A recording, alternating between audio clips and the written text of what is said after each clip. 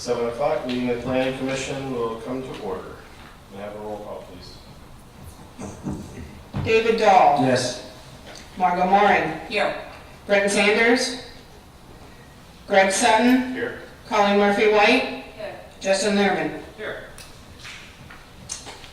Thank you. I think we have minutes from the July 12th meeting.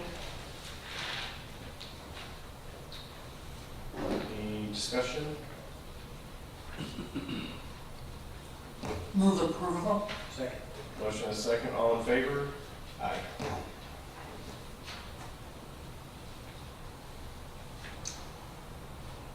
Any correspondence? No. Okay. New business then, PC 0721. Through the chair, PC 0721 is a conditional use application. The owner is Ameris Bank. The applicant is John Atkins. Property is located at 1315 3rd Street South. The request is for a multifamily dwelling, townhomes, property located in the Commercial Limited C1 zoning district, pursuant to section 34342D15 of the Jacksonville Beachland Development Code. The subject property is located on the southeast corner of the intersection of 13th Avenue South and 3rd Street South. The site contains a commercial banking establishment built in 1986. The site has dual street frontage stretching from 3rd Street South to 2nd Street South. The majority of the property is currently developed as paved parking. The proposed new use would encompass the east half of the property, lots 1 and 2, with frontage on 2nd Street South. The existing bank currently has an excess of parking. Once the property is split, the east half would be devoted to the multi-family use, and the remainder would be reconfigured to accommodate the required number of parking, code-compliant spaces for the existing bank, with all landscaping and buffering to be provided. The new proposed use will consist of 4 townhomes with individual driveways fronting on 2nd Street South. Adjacent uses consist of multifamily structures to the north, south, and east, and business professional uses to the west. The overall density is consistent with the limited commercial feature land use category. The proposed design will meet the dimensional standards for the lot area, size, and width, and lot coverage pursuant to the RM2 zoning district standards. The rear yard setback proposed is less than the required code, and the applicant has submitted a variance application scheduled for the August 3rd public hearing with the Board of Adjustment. That is pending the outcome of this conditional use hearing. The proposed multifamily residential project is consistent with the mixed residential and commercial character of the area and should not negatively impact the adjacent properties. Just as a quick visual, what you have on the screen here is the existing entirety of the parcel. This is lot 1 and 2 that they're proposing for the townhomes. This is the proposed layout of the 4 units, with camera driveways running on 2nd. And then this is what they're proposing as the reconfiguration of the bank parking, taking the spaces that are currently located on the adjacent parcel and reconfiguring them here and using the drive-throughs as allowed by code to count towards their parking. What's the code on backyard right now currently? 25 or 30? It's 30. 30 foot? And they're proposing 20? So That's right. all right, thanks. Just very briefly for those in attendance, the method in which we hear these applications is that staff will read the application in the record as Mr. Foley has just done. We'll ask staff any questions. Following that, I don't have any speaker cards, I don't believe, but if I had any speaker cards, anyone wishing to speak in favor or in opposition to the application would be invited to do so. Public portion of the meeting would then be closed and discussion would just be between the applicant, staff, and the planning commissioners. At that portion, after that portion, we would either accept or reject the application, keeping in mind standards that are set forth in section 34-231 and everything, and any motion that we make. So with that, if the applicant's present, please step forward. Raise your right hand. Good evening. Do you swear or affirm that the testimony you're about to give in this cause is the truth, whole truth, and nothing but the truth, so help you God? I do. And please state your name and address for the record. John Atkins, 1888 Foss Lane, Jacksonville Beach.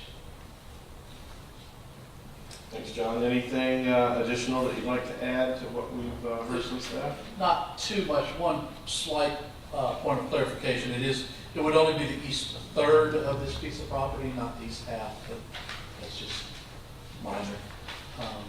The property is actually 300 feet deep from second to third, and we've been just taking the east 100 feet. So it's now a parking lot. The bank used to do a lot of operations there at that facility. They no longer do. They used to have a lot of office personnel there. They don't anymore. Banking overall has really, as far as people going to the bank. So their parking requirements they have a lot more than what they need. Surplus property. The use that we're proposing for this is something we've done several times, actually on 2nd Street, in this same zoning district, commercial zoning district, having conditional use for an RM2 zone. Questions for the applicant? I just have one comment. It looks like there'll be enough parking in this one, as Oh, opposed to yes, some of the ones always. we've seen before, A lot of parking for where the bank or for your construction. the units, yes, 2-car driveways and 2-car garages. So total of 4 cars actually in each unit, in theory.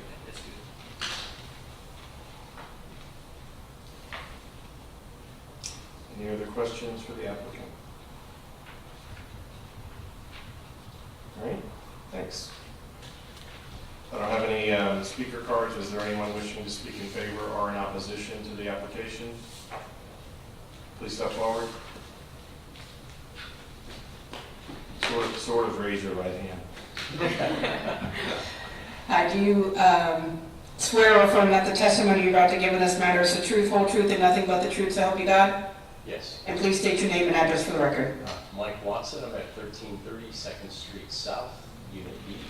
That's Pablo Run Villas, which is adjacent to the bank and adjacent to the property in question. So I'm the president of our HOA, and after talking to Mr. Atkins, we're in support of the project. That looks like it's consistent with the type of property things that we already have in the area. Happy to see the extra parking space. I would only say that if it's possible to have a couple of other parking spaces in the area as the area grows. So there's another open slot right across the street, or on 14th Avenue South, there's some open green spaces that has been done before. So I'm not sure the process to ask for those things, but we can, that was just if we add more people to the neighborhood, something to consider. Thank you. Anyone else wishing to speak in favor or in opposition? Public portion of the meeting is closed. Discussion? Mr. Chairman, I have a question for staff. If that's okay. Mr. Popoli, can you please give us an update, given that this brings up what is kind of a quintessential issue of parking, that we do talk about it all the time. It's been a while actually since we've had an update on where we are as a city in talking about updates to the land development regs that might address parking. Could you help us with that? Sure. So, again, I've only been here a few months, so if you've heard some of this before, I apologize. But City Council's probably better than halfway through their strategic planning process, and that's really going to be kind of the driver behind any updates to codes or other policies and procedures for the city. So once they've completed that process, and probably in conjunction with some review of the city charter, we'll begin the evaluation of first the comprehensive plan, and then that would lead into land development code changes. In my short time, it's pretty clear that there are some obvious things that need to be at least looked at in the land development code. So hopefully that'll be coming forward soon. I don't know if Heather's got a better timeline on that, but to the best of my knowledge, council should be through with the strategic plan hopefully before the end of the year. So that gives you some hope. Thank you, sir. Mm-hmm. Any other discussion, or do I have a motion?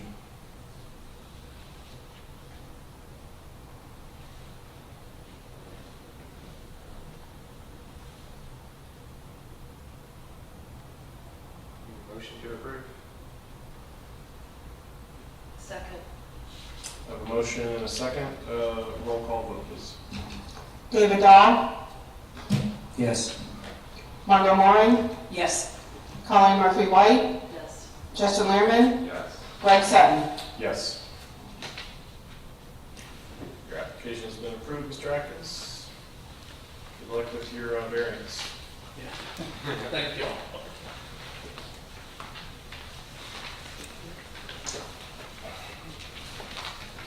All right, Mr. Popoli, PC 0821. Through the chair, PC number 0821 is for an amendment to Plan Unit Development located at the South Beach Regional Shopping Center, which is at 3818 3rd Street South. The request is to rezone the PUD with an amendment. The original ordinance number was 7411. It has been amended several times in its history. The request is to add 4 outdoor restaurant areas and allow for retail display and sales areas throughout the project. The owner and representatives of the South Beach Regional Shopping Center, located at the southeast corner of 3rd Street South and Jacksonville Drive, approached staff to discuss options for outdoor restaurant areas and outdoor retail display and sales. The applicant was informed that the existing Plan Unit Development Ordinance doesn't allow for even conditional use applications for these types of uses. In response, the owner, through his agent, submitted this request for change and amendment to the ordinance. The original ordinance dates from 1989. The request would be for 4 outdoor restaurant areas located on the site plan displayed here. And in your packet as well, it would be the yellow areas.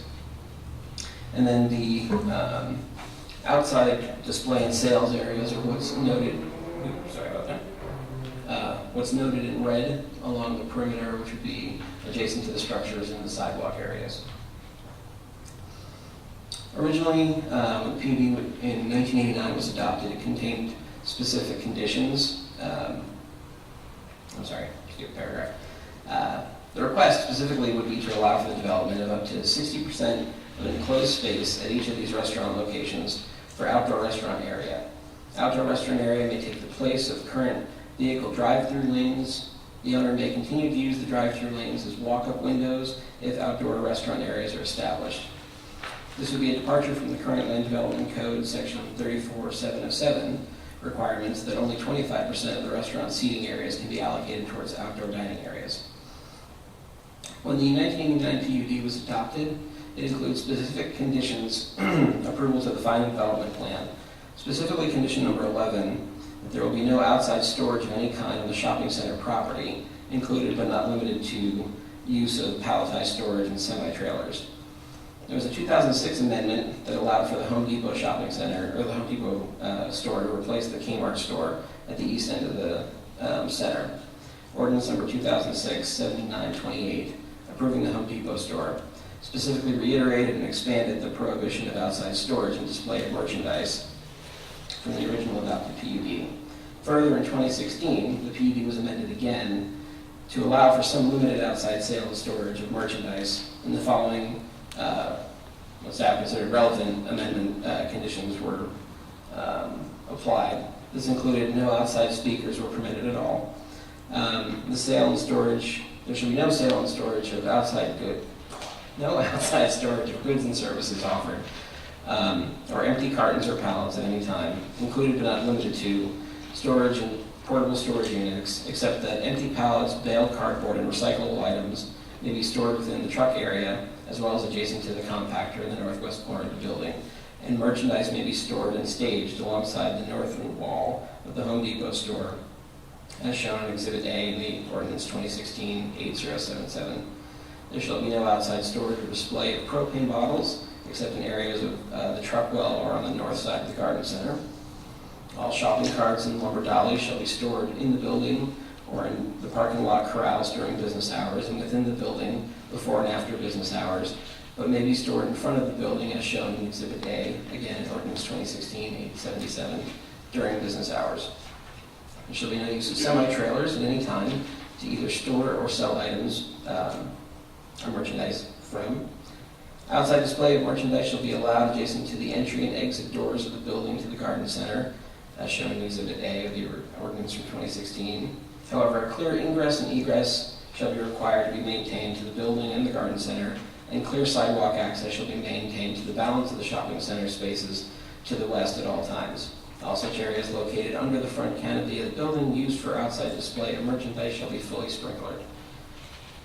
There shall be no loading and unloading of any type of semi-trailers from any other entrance other than the primary loading area at the northwest corner of the Home Depot building, except that the loading and unloading of lumber shall be permitted between the hours of 9 p.m. and midnight through the customer pickup canopy on the east side of the building. During such outdoor loading and unloading operations, the engine of any vehicle being loaded or unloaded shall be turned off, and any audible backup alarms of vehicles loading and unloading materials shall be deactivated. Also, there should be no vendors of any type operating outside of the building. Property owners requesting to change the language in Ordinance 2016-877 to be amended to permit outside display and retail sale of merchandise throughout basically the entirety of the PUD. The request changes the language found in the, can be found in the attached PUD proposed written description. Staff is making a few suggested recommendations for if approval is considered in relation to the outside sale and storage in the 4 outside restaurant areas. I do want to make a correction, well, 2 actually. Number 1, which I'll read in a moment, the exhibit should be H in the first line, and then I'll read the as amended as I go through it here. Our recommendations would be outside restaurant area should be allowed as shown in Exhibit H site plan related to ordinance number 1 is assigned. However, all outside restaurant areas shall adhere to the requirements as described in section 34-407 of the Land Development Code in effect at the time of adoption, except as amended by this PUD. The intent was to capture all other provisions of outside seating other than the ones that they're asking to change, just so it's clear that they would be following the same rules as anyone else. And then there should be no outside speakers permitted for outdoor restaurant areas adjacent to Jacksonville Drive. Outside restaurant areas shall cease operation at 11 p.m. Monday through Friday and 10 p.m. on Sundays. And an outside display of merchandise shall be allowed following, as shown in Exhibit H, again the site plan. However, clear sidewalk access shall be maintained to the balance of the shopping center spaces at all times, and a clear ADA compliant path be maintained at all times along any sidewalk or walkway. All such areas located under front canopy of buildings used for outside display of merchandise shall be fully fire sprinkled. That concludes our staff report. I'm happy to answer any questions.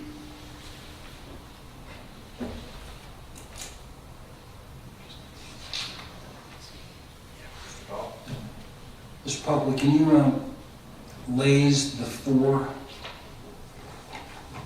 outdoor seating sites, please? Certainly. So there are 2. This is the entrance off of Jacksonville Drive. And then there's a small one located here and one here, which is sort of near the Trader Joe's area. Okay, so there's 2 over at Magoo's on the north side. Correct, yeah, there's one on either side They're there. on either side.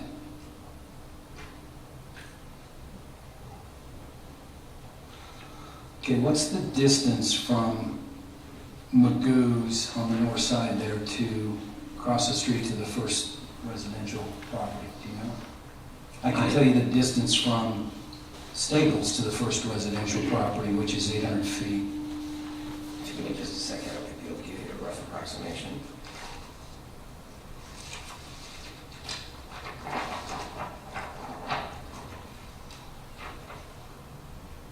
Because I don't know that I see anybody in this room that was probably hearing the noise that came from Applebee's, which is the exact location of the eastern outside seating area.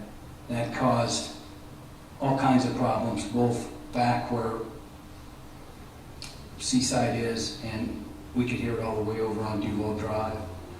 And there were lots of traffic out of there. late in the evening, I mean, late, like midnight. Well, yeah, I can see that would be problematic, and one of the reasons we proposed some, curfews basically to these types of uses. My best estimation, the right-of-way is 100 feet from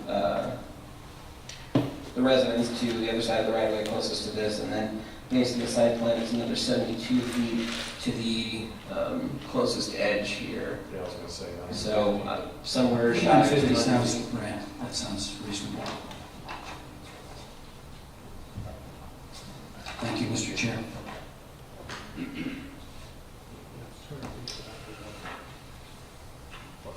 Any other comments before I have to speak? I do have a question for staff. In the recommendations of the 5 additional sort of concepts, on number 4, it talks about ceasing operation at 11 p.m. Monday through Friday and 10 p.m. on Sundays. What about Saturday? Excellent point. The intent was that the hours would be from Monday through Saturday, and then Sunday would have special provisions.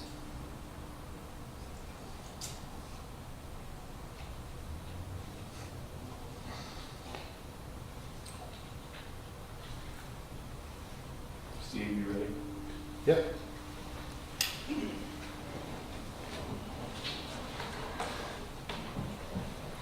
Good evening. Raise your right hand.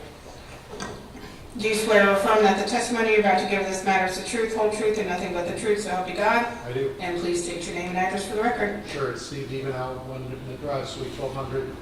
And I'm here on behalf of the applicant Regency Centers. With me is Patrick McKinley as well. He's with Regency and he's available to answer questions. If you don't mind, I'm going to get my phone right quick. I left something over here.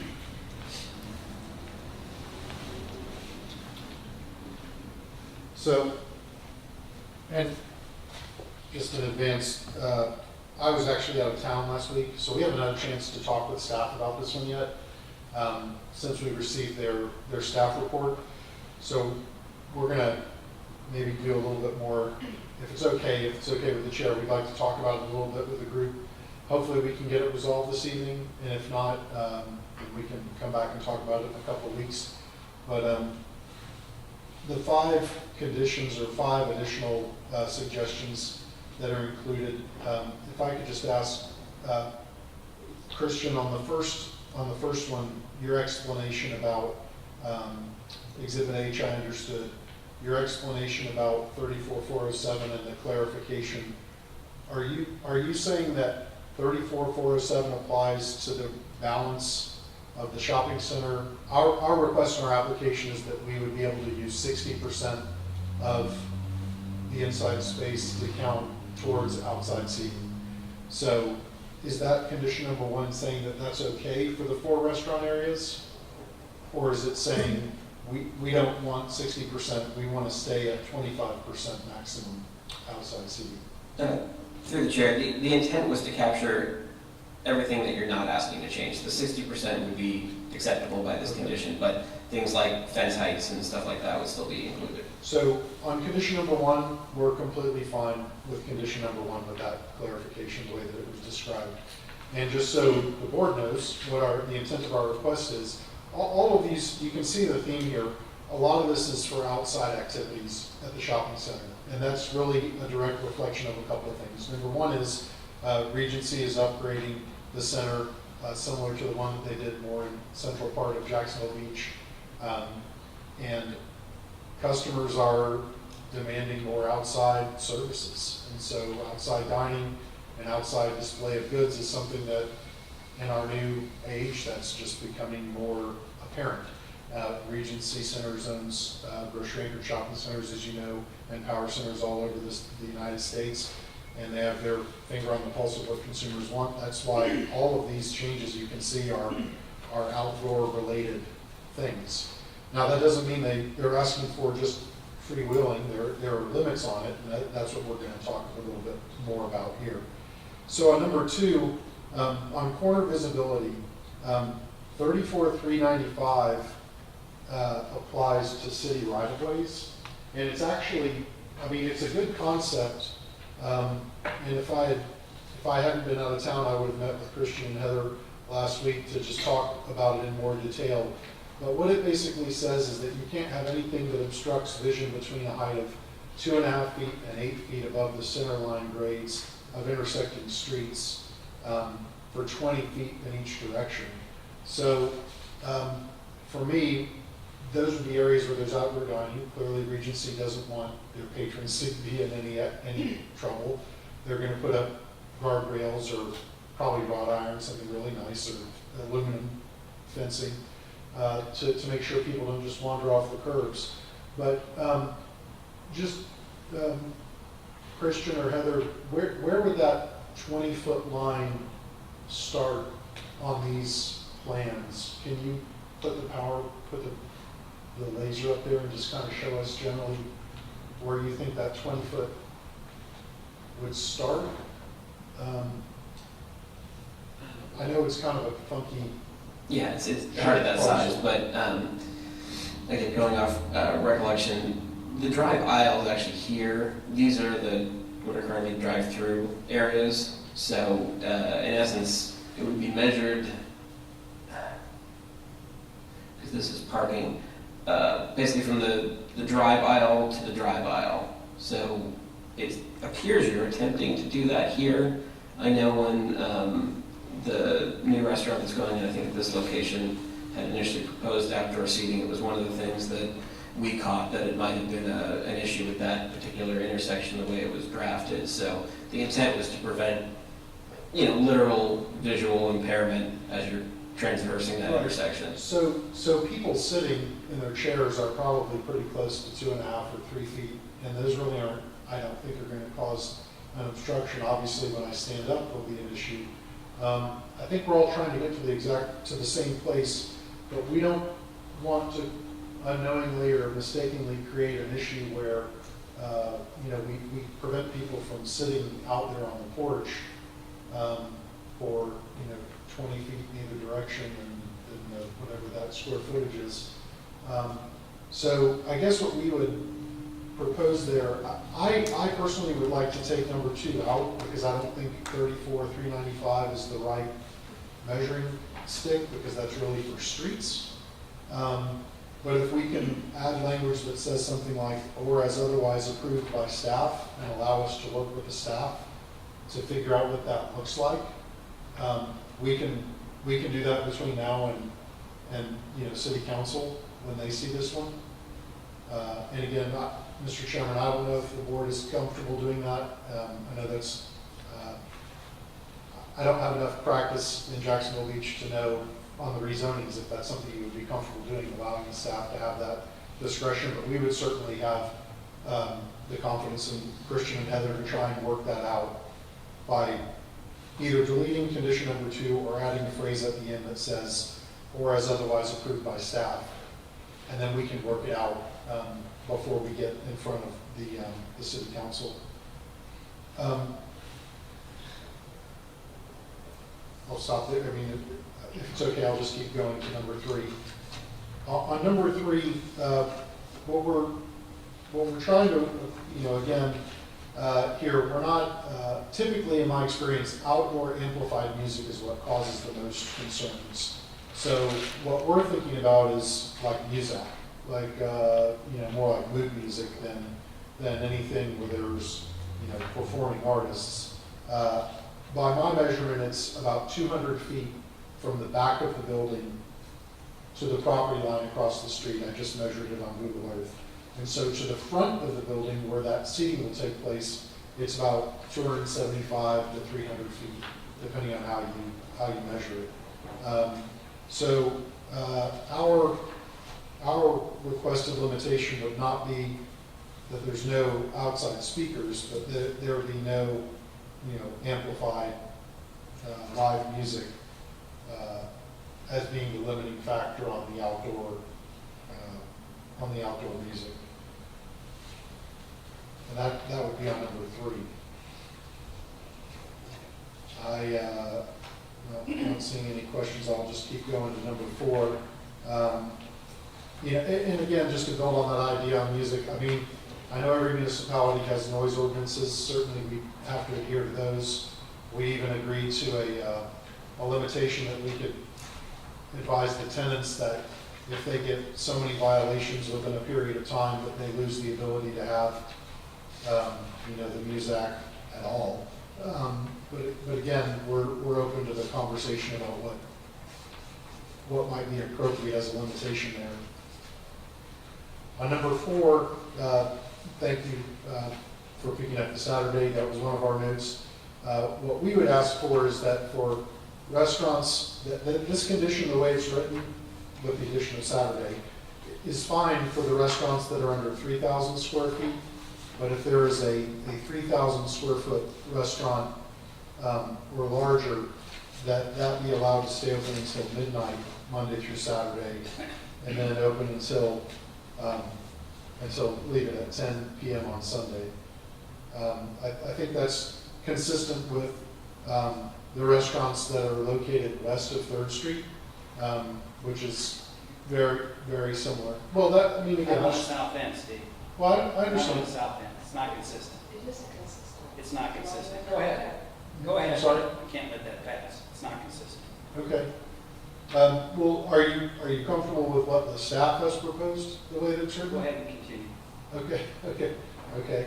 And then the last part on sprinkling, at least our experience has been that for restaurants and places where there are people, that sprinkling the outside areas is appropriate when it's undercover.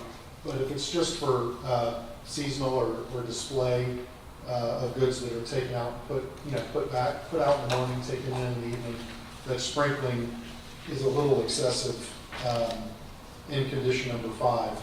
So certainly we would agree to the part about sidewalk access and ADA compliance, but that last sentence, all areas located under the front canopy of the building used for outside display of merchandise shall be fully sprinkled. We would say that instead of saying displays of merchandise, we would substitute that for restaurants, so that the last sentence would read, all such areas located under the front canopy of the building used for outside dining shall be fully fire sprinkled. Because that, again, the place where the people are is, in our experience, where it's been most critical. Again, we appreciate your indulgence letting us talk about this maybe as more like almost a workshop. And again, I was out of town last week and just wasn't able to meet with Christian and Heather in advance. I know we already have one big issue. I'll stop talking now. Thank you, Chairman. Thank you, Steve. Any questions in general on the application, or questions specific to some of the additions that they would like as part of the conditional uses, were we to pass those?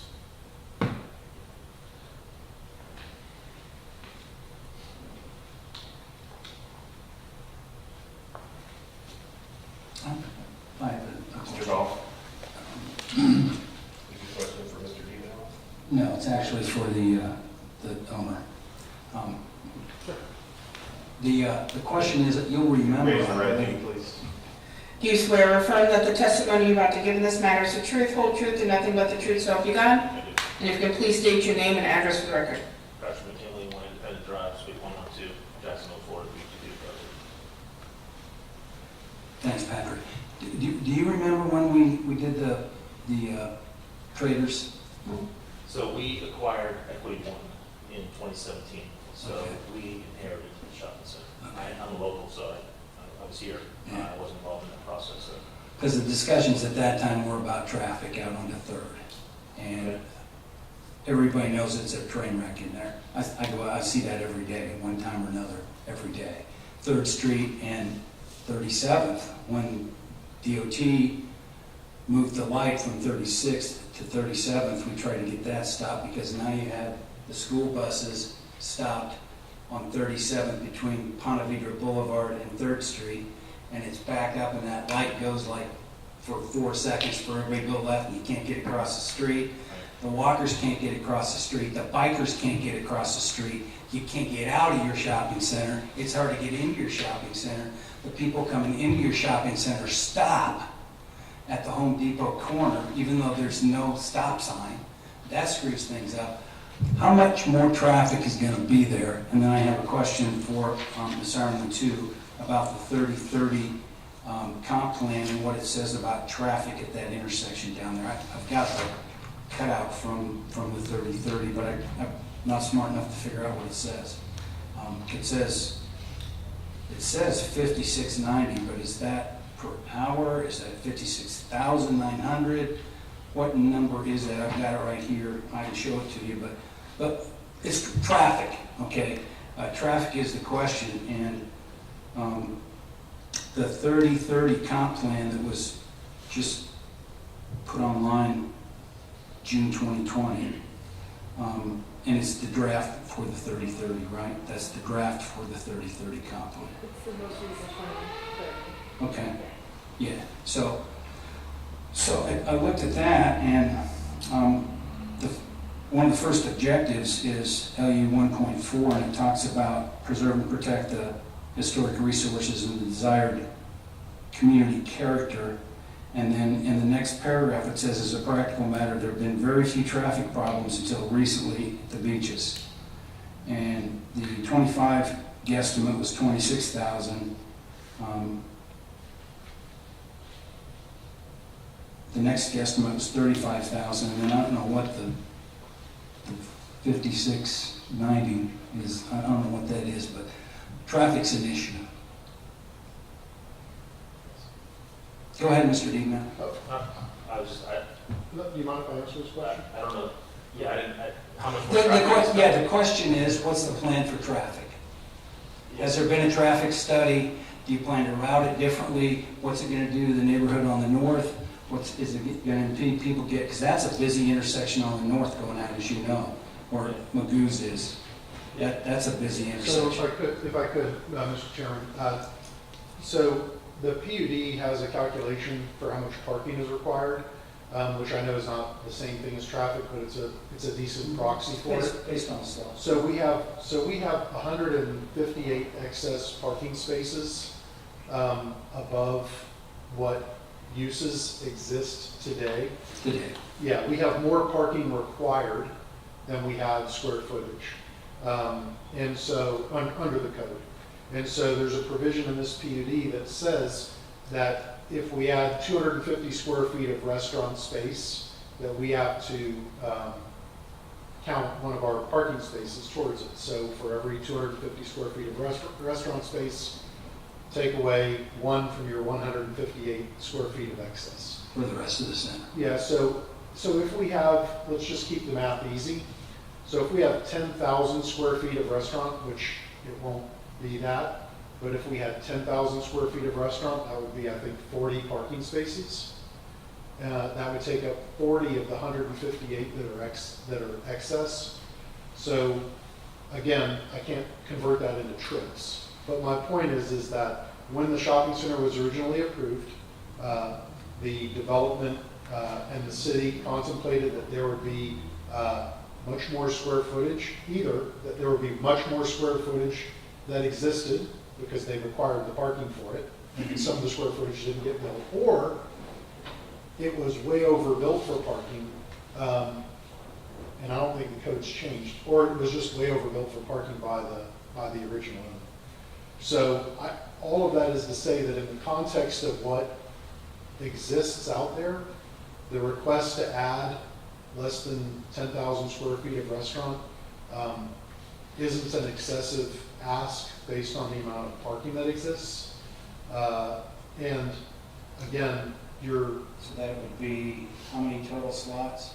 well, again, the total square footage of dining is going to be, This is just the outside dining. yeah, I mean, there's no restriction on, we could put, 10 restaurants in the shopping center. This is just additional outside dining. So, we could come up and calculate how much outside dining space there is, but let's just say approximately 10,000 square feet. And it wouldn't be all now. I mean, so, Huey Magoo's is a tenant that's coming in, and we're really just trying to help accommodate them. As Steve mentioned, we redeveloped Pablo Plaza, and really happy with the way that turned out. But for every restaurant that we have in that shopping center, we made sure to accommodate outside dining for them, because that's what restaurants want, that's what customers want for the experience. And we found that we won't even really build space unless we can accommodate that for the restaurants. So, how much more traffic will come, as Steve mentioned, we have excess parking, but the use of the That's a restaurant. good answer on the parking and the traffic. If you haven't done a traffic study and you don't know, that's a good answer too. That's okay. Yeah, we have done that study. Okay, that's okay. I just wondered, because Yeah. we all see it, so we know how it is in reality on day to day. And from growing up here, I mean, you're right, there used to be Applebee's, there used to be Hooters, there used to be a couple other restaurants in there. So right now, we've really only got the bagel store. And Applebee's was a mess. It was. Yeah, and that was amplified music, and so was Hooters. And they went both ways. West Wind came right over Ponte Vedra Boulevard, right out to the, you'd hear them on the beach. Drums, bass line, big time, all the time, till midnight. And then all the motorcycles would leave at midnight, and, they loved to go zipping over that bridge. They loved to go zipping out JTV, let's go west. Understood. Yeah. So that would not be in compliance with the future land use element goals, objectives, and policies of the comprehensive plan.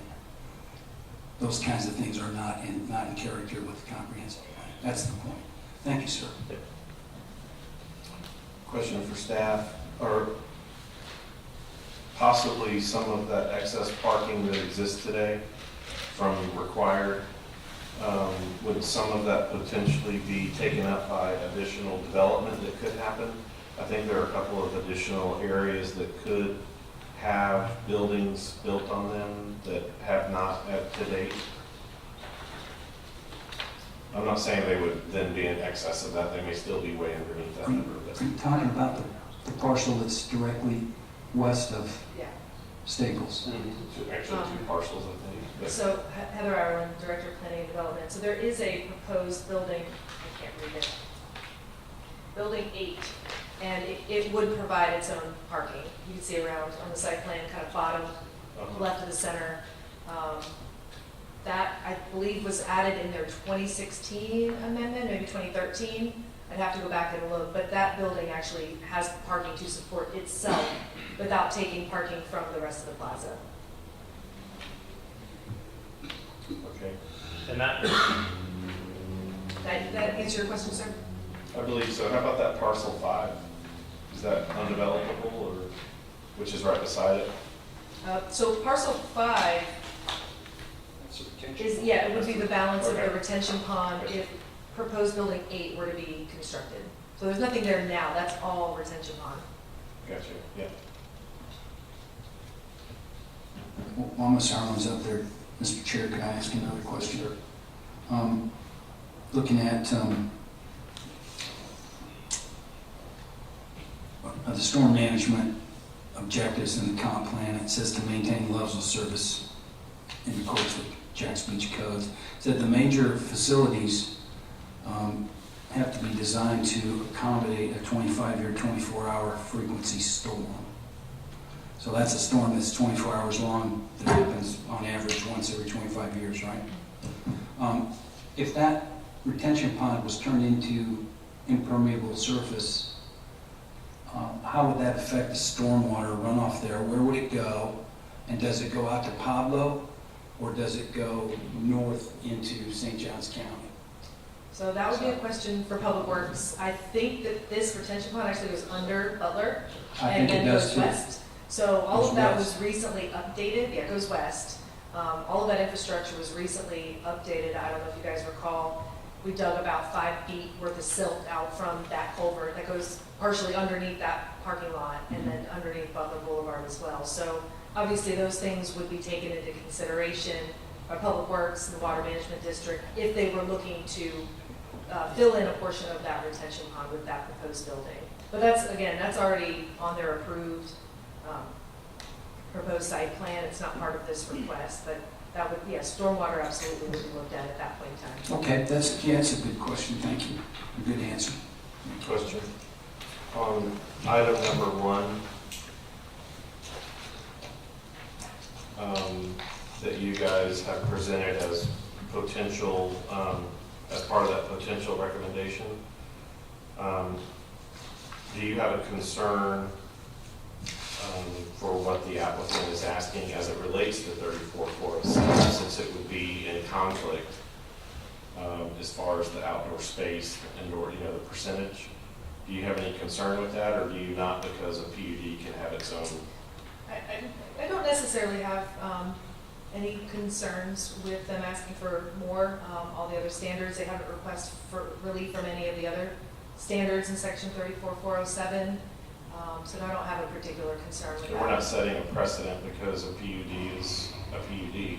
Correct. Yeah, and each one is unique and individual in their standards.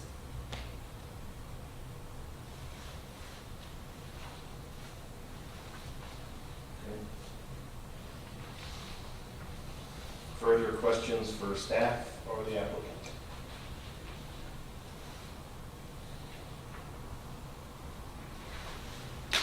So for the outdoor music, it's not amplified, so it's just restaurant music that's essentially playing there for customers? Yeah, it's really for ambiance. Yeah. And again, I'm okay if the restaurant's not living up to what, if the restaurant's blaring music and there are legitimate complaints from the nearby neighborhood, I'm happy to, a penalty where they can't have music for a year. I mean, our intent is to not have, restaurants bothering the community. It's just to create a good ambiance around the restaurant. Sure. So out of curiosity, everything else in that shopping center closes at 10, right? Or 9? Yeah, Home Depot closed. 9. Couldn't Home Depot close at 9? Not. It used to be 10, but I think it 9 or 10, I'm changed not to sure. 9. Is it COVID days?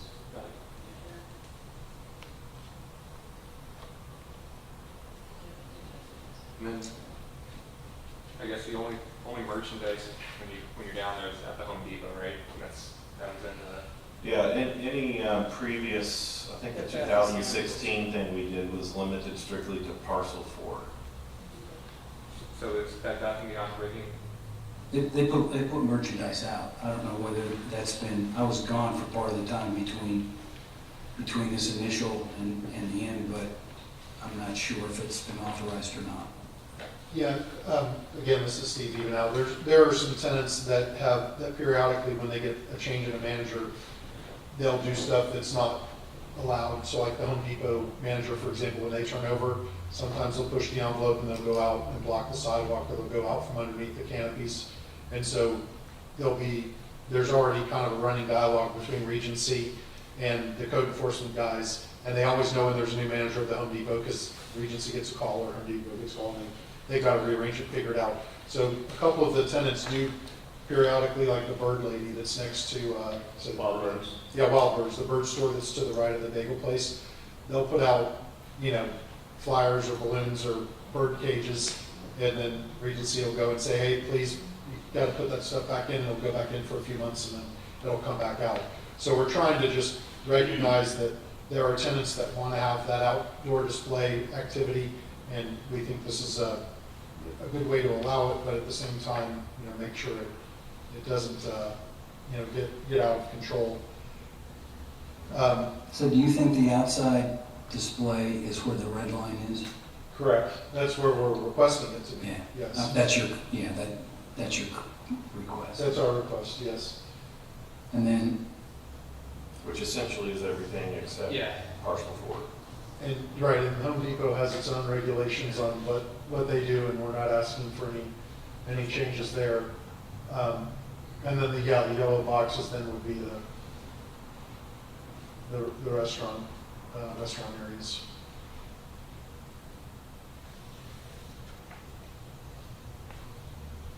Question for staff: how do we handle outdoor television as it relates to? Yeah. So a television would be no different than a speaker. It would be subject to the standards in Chapter 18 of the city ordinance that has to do with sound. If you guys recall, I know that didn't come through you guys since it's not in the land development code, but I know we talked about it when we changed the outdoor seating area. So a TV would be under the same standards, low volume, outdoor sound, in Chapter 18. And I would remind you guys of that too, because I know there's concerns with the amplified sound, but our ordinance would allow, with permission, low volume, not amplified sound with a permit from the clerk's office, so. They wouldn't be allowed to have, like, the type of thing that Applebee's was doing, I think.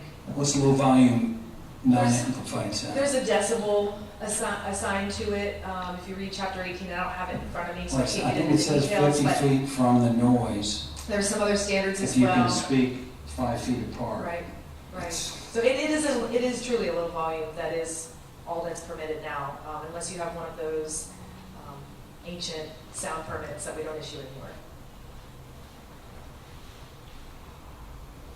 So this additional sales area is also on the Trader Joe's area, so have you guys had requests for that area as well? Just out of curiosity, if they want to put produce out there or something, or? Yeah, I mean, from time to time, they do put some stuff out there, and again, this is something that we've owned the shopping center since 2017, and kind of are just finding out, and don't want our tenants to be in violation, so yeah, from time to time, they put stuff out there, like the Wild Goods lady, I've seen Five Below put some stuff out there, I've seen Bed Bath put some stuff out there, so, really just trying to help them, and it's really daily, so they'll put it out and then they'll bring it back in, it's like Home Depot, they typically leave their stuff out there all the time. And for the restaurant spaces like AT&T, there's no plans for AT&T to leave. But while we're going through this process, if we're gonna put a restaurant anywhere, it would make sense to go there. Huey Magoo's is signed, the bagel store is there, Nectar's there, and then eventually maybe on the other side of Magoo's would be another restaurant. So two of those four, we don't even have restaurants for, but just kind of going through the process and planning of what makes sense for restaurant space. Thank you.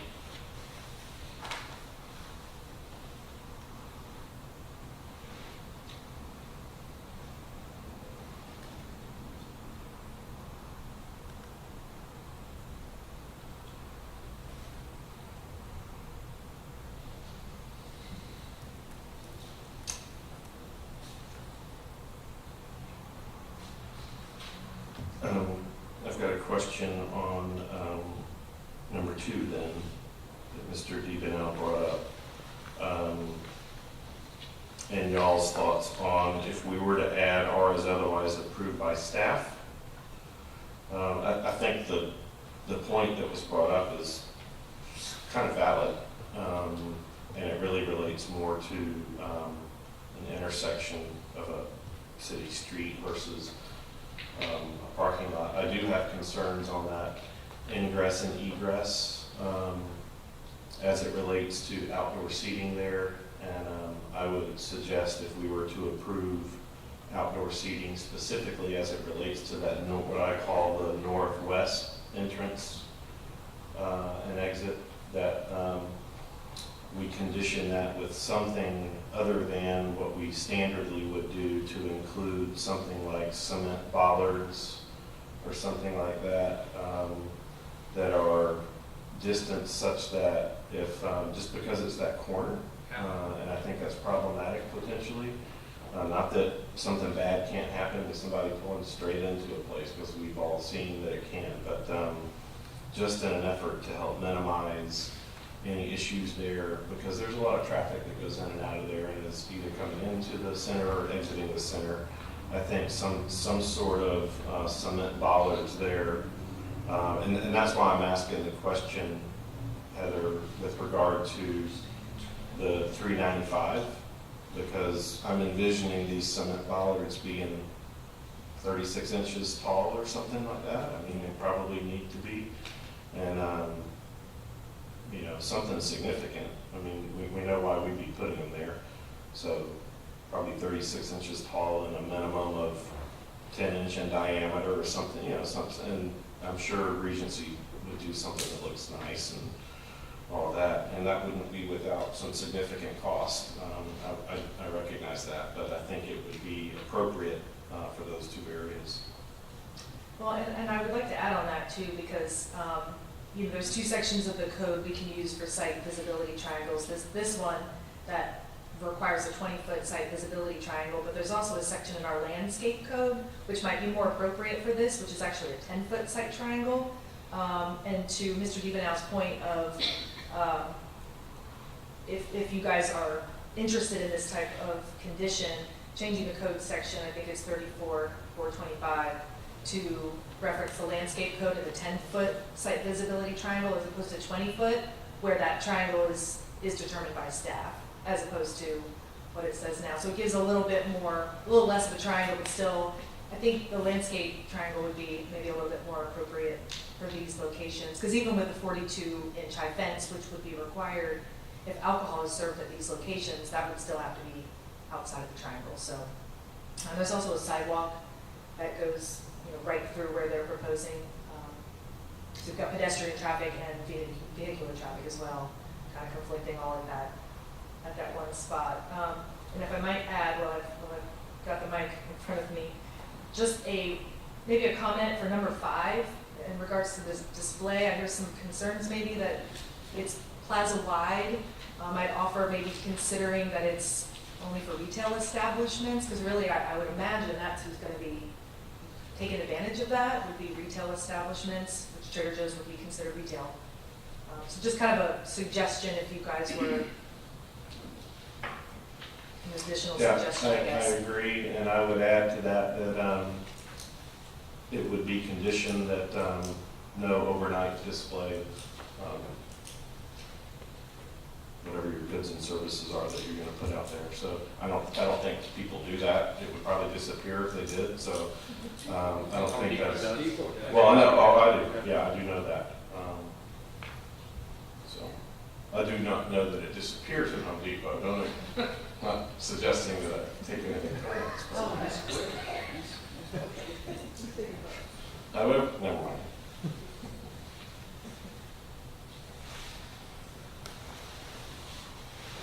We need to, I have questions for you, but do I need to wait? Go ahead. Would we need to limit how much stuff can go on there? I'd hate to see tables and tables and stuff. I don't foresee that being an issue. I think with the the conditions here of it being ADA compliant and the sidewalk, being clear and that type of stuff, I think that would sort of take care of itself. But Yeah, sorry, I lost train of thought. Yeah, that would be kind of hard to regulate if we were saying they only get 100 square feet or something like that. But I forgot to mention, so I know Mr. Divino mentioned issue with the fire sprinkler and wanting it only for restaurants. Yeah. If you are interested in that condition, you could add something on there. At outdoor dining areas or other locations as determined by the fire marshal, because some of that's out of our control. If the fire marshal says you got a sprinkler, you got a sprinkler. So I think it would depend on what they're doing. It might only be required for the outdoor dining and permanent displays, not temporary. But I haven't talked to the fire marshal about that. I just wanted to mention that.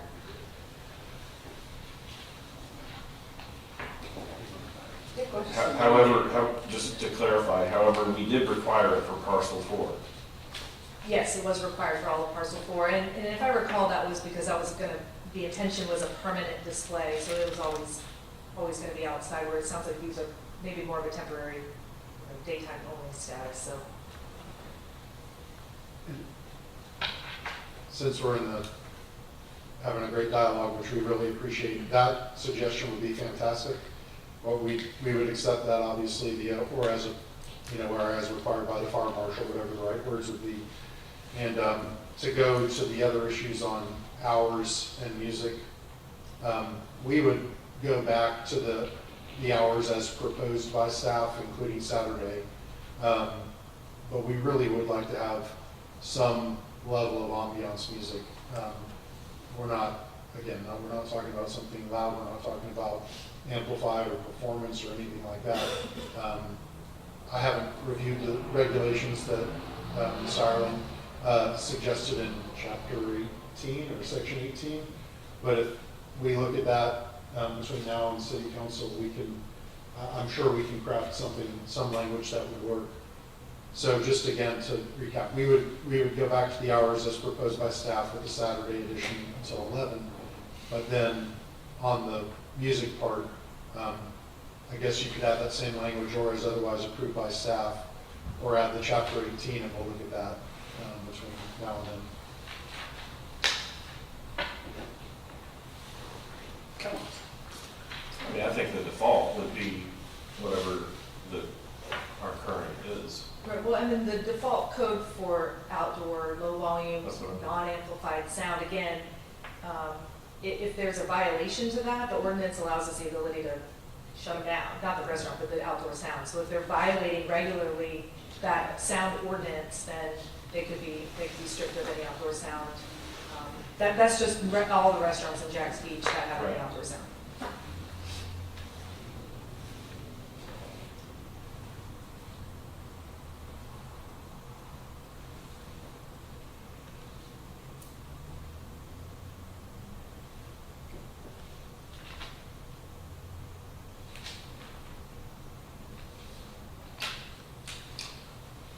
Heather, what's your suggestion on item number 2 again?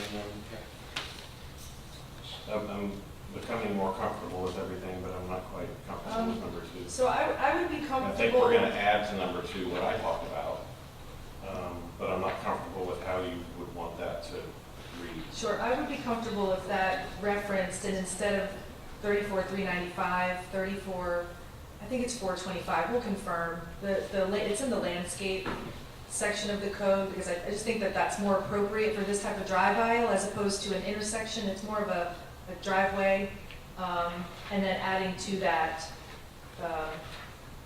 corner site visibility as described in section 34, 425, and as determined by staff. That way we can work with the property owner to figure out exactly where, because they're not straight lines at that intersection, so there would be a bit of interpretation to figure out exactly where that site triangle would be placed.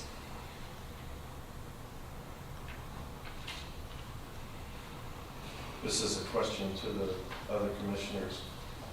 Does anybody have any, as it relates to safety, does anybody have any particular issues with the 2 outdoor dining areas on the south end of the center? I don't think I do, but as similar to the issues that I spoke about on the ones on the north, on the ingress and egress on that drive.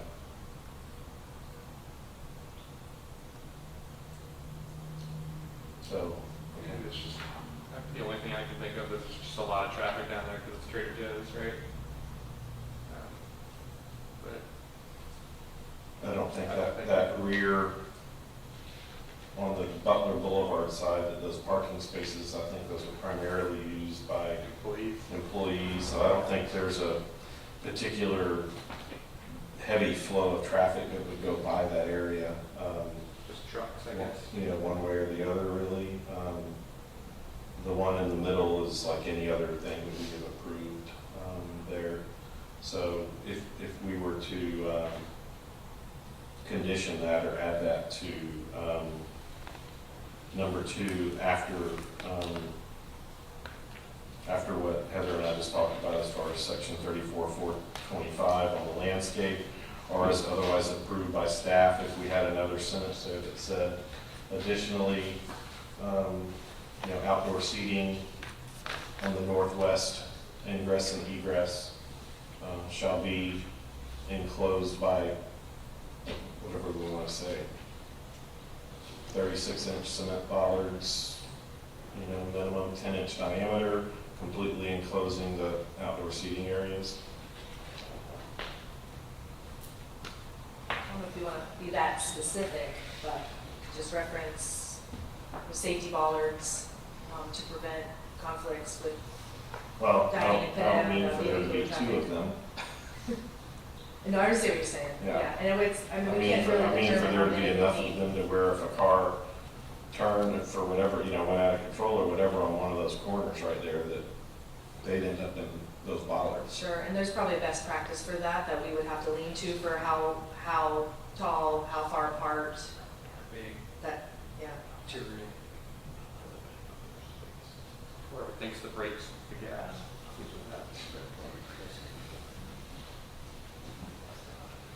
Because I don't know how specific, I wouldn't be that specific if I were you guys, so you could reference them and, The area, Appropriate. those two outdoor seating areas, and the requirement would be for those to be installed to provide sufficient safety or whatever to outdoor dining. something to that effect, I think would be appropriate.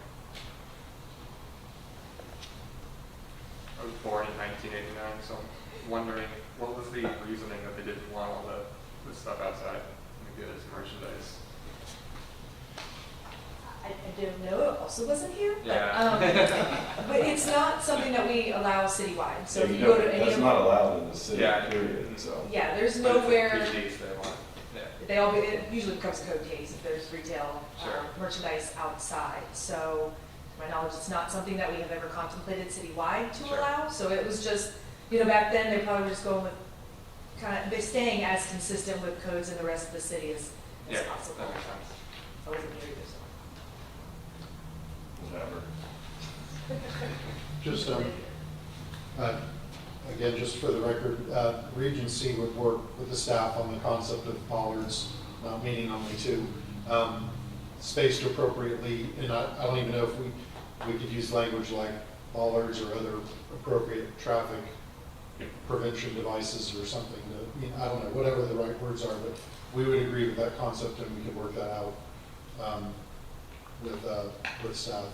The reference, just for the record, the 34-425 is paragraph H1, that has the reference to the 10-foot triangles at the intersection of driveways that intersect with public right-of-way. Again, we're not going to get caught wrapped around the axle on that. At least it has the concept of private property being in there as opposed to two streets, which is the other reference.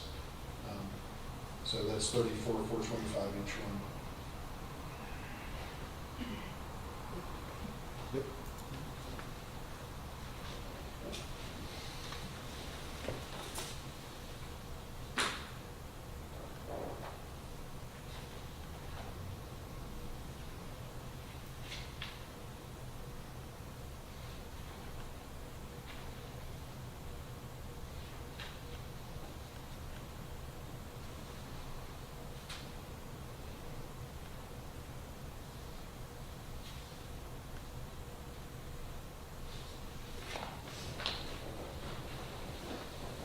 Any further discussion, or does somebody want to turn something into a motion? Got a lot of talking going to this, because it's not, you have a lot of changes here.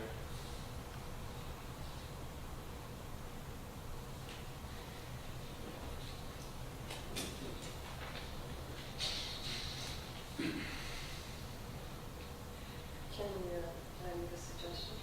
Can we make maybe a suggestion that they come back and with some of the changes that we talked about? So we're not making a motion based on just suggestions here that aren't on that? Sure. Mr. Evenow, are you open to that? Yeah, that, I mean, It might make this a little more straightforward in front of us, you know? listen, we really appreciate the time you spent with us this evening, and we're happy to come back in a couple of weeks.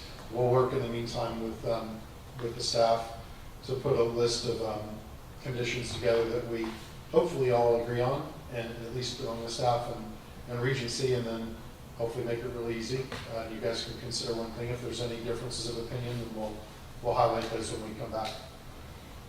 I just glanced through chapter 18 on the noise ordinances, and I think that is a standard that we can incorporate as appropriate in here as well. So yeah, we'll come back in a couple of weeks. Your next meeting is. I guess my question on that to Christian or Heather would be, if we completely remove that, they're subject to that anyway, right? Mm-hmm. So. Good. That's right. You kind of either here or there. Are you, Christian, are we closed out for the August 9th meeting?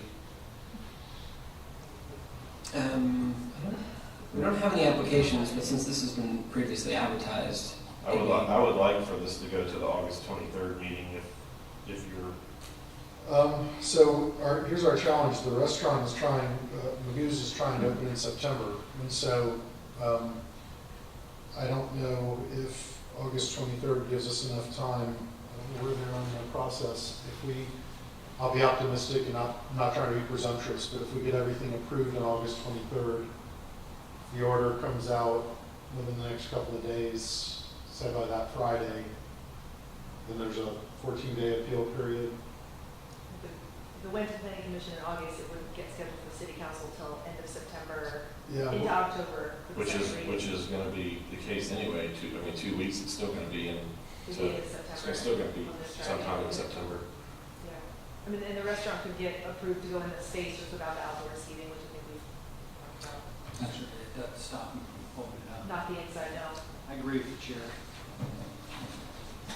so you're saying August 23 would be our next opportunity? Is there no way for us to get into the next meeting?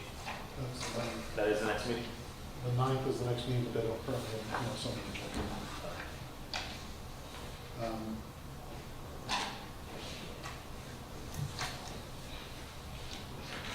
I hate to ruin the spirit of cooperation. No, I was actually sort of asking for a selfish reason too. I won't be here on August 9th. I would like to be here. Okay, I'd like a little bit of time to think about some of this stuff and look some things up. That's why I agree with the chair. I don't think a couple weeks extra hurts.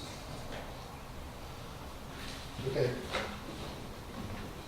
Okay, we're fine. So, August 23rd, and we'll get with the staff before then. hopefully bring my it up. intention would be, hopefully we'll be in a position to move forward at that point.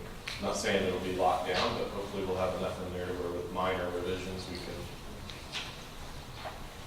if that's the pleasure of the commission. And if I could ask Mr. Chair, if we could ask to have the revised set of staff guidance as soon as it's complete, not the day before the meeting. Certainly. Yeah, because I'm sure you guys will be working pretty quick on it. Yeah. We'll have a look, You'll we'll have work- time to you'll look work on at that it. with Mr. Gibanow, and then maybe distribute it to us before you would distribute the August 23rd package, just so we can look at it. Yeah. I think we got all your notes, so. And if not, I'm available. Thank you very much. We appreciate it. Thank you, Steve. Mr. Chair, I think you guys need to make a vote to officially defer it to the Yes. August 23rd meeting, if you could please. I'll make a motion to defer it to the August 23rd meeting. Second. I have a motion and a second to move PC 08-21 to August 23rd. May I have a roll call vote, please? Margot Mori, Yes. Colleen Murphy White, Yes.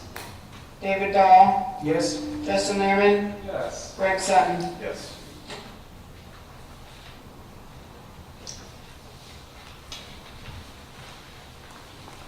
Thank Thank you. you, guys. Thank you. Planning Department report? Yeah, just briefly, at the last meeting, you guys had mentioned that you were interested in some workshops or discussions about the upcoming couple of big projects that we have for Adventure Landing and the marina. And actually, City Council has asked for both workshops on that with the public, but also some training with staff, particularly our contract attorney that we have that does land use stuff for us. So what we're working on scheduling right now is actually a training session that you guys would be able to attend as well, to go over, some of the basics of comp plan amendments and PDs and things like that in a little bit more detail. And then, of course, you'll be invited to attend these town hall style meetings that we're proposing with the applicants. Both the applicants have been agreeable, so we're working to get those scheduled as quickly as possible. We'll probably do one in person, potentially one virtually, to try and make sure we get as much public input as possible. Good. Thank you.